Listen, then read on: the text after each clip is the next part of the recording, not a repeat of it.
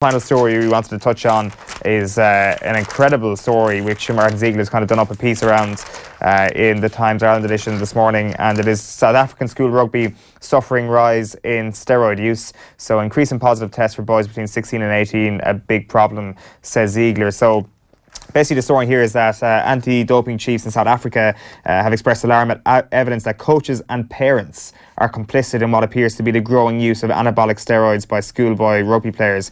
So there was drug tests done at this year's Craven Week, which is kind of like the combine for South African rugby. The national media is watching. There's kids, teenagers who are about to make it big. There's a lot on the line here. Basically, we often have this conversation about why wouldn't you dope when there's a huge incentive. Well, in Craven Week, there is a huge incentive. So there were 6 positive findings for steroids.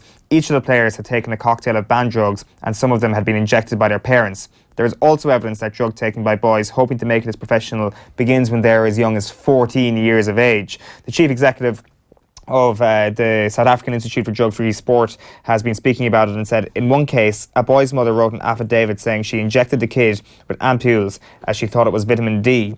He also makes the very valid point here that it's the stupid doper that gets caught during Craven Week. So 6 people got caught during this week, 6 people who doped stupidly. So this is basically just scratching the surface on what actually goes on during this week. The tests showed that the teenagers had all taken several different anabolic products such as nandrolone and testosterone, and in some cases had taken the breast cancer drug tamoxifen to counteract the side effects of steroids, which includes the development of breasts.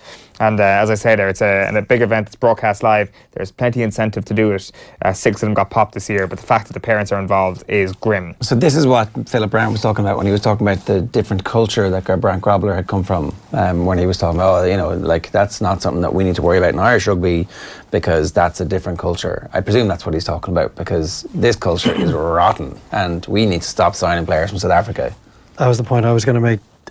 There needs to be a review done of the Irish rugby policy of bringing South Africans into our games, because yes, the guy you're bringing in could be clean, but was he clean when he was 18?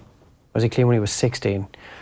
It's like, that is rotten to the core, that you've got parents involved in the doping of their own sons. That's pretty grim.